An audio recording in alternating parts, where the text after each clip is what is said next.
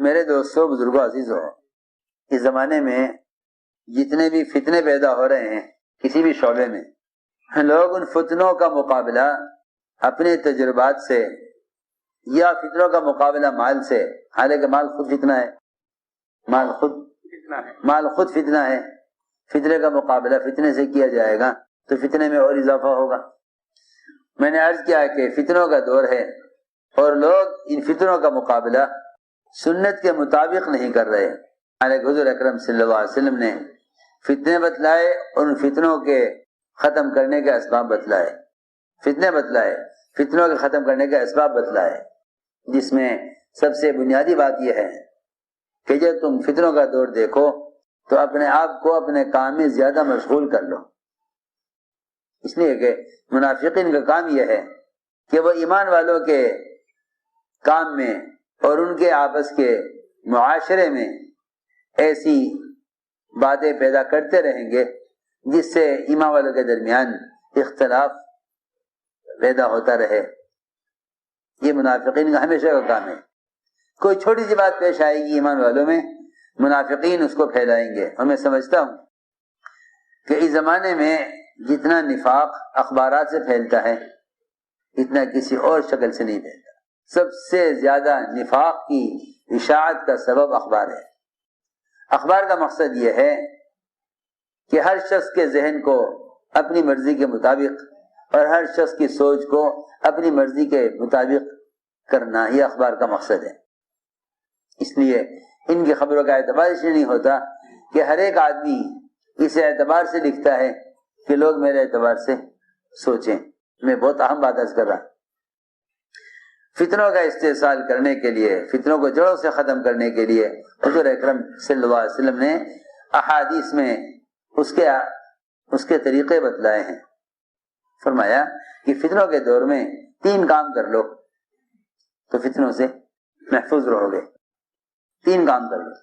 ایک کام تو یہ ہے کہ عمومیت میں رہو، کیونکہ فتنے خصوصیت میں ہیں، فتنے خصوصیت میں، عمومیت میں رہو۔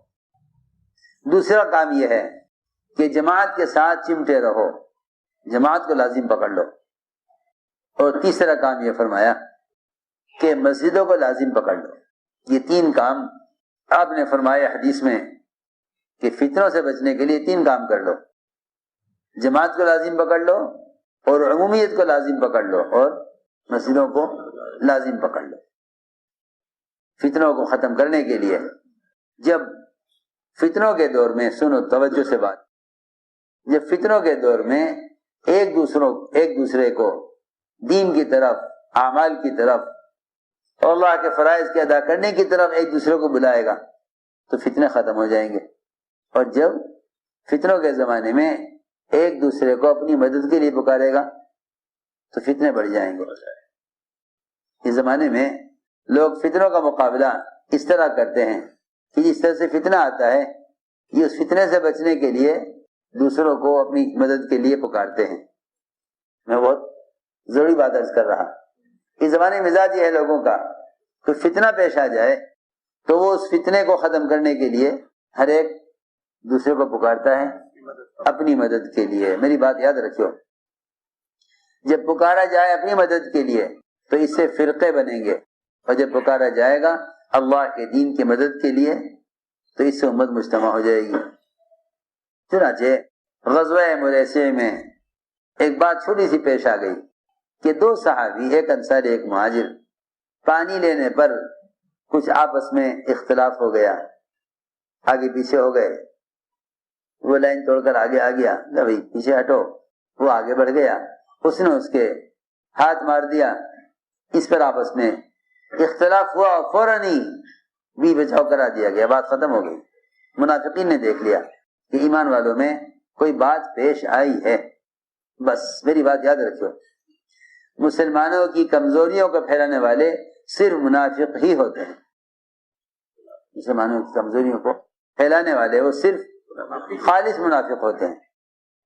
اور لوگ یہ کہتے ہیں کہ ہم تو اصلاح کے لیے کر رہے ہیں، کہ نہیں، اصلاح کا کوئی عمل نفاق کے مشابہ نہیں ہوتا۔ اصلاح کا کوئی عمل ما یکون اشبہ بالنفاق، ممکن ہی نہیں ہے۔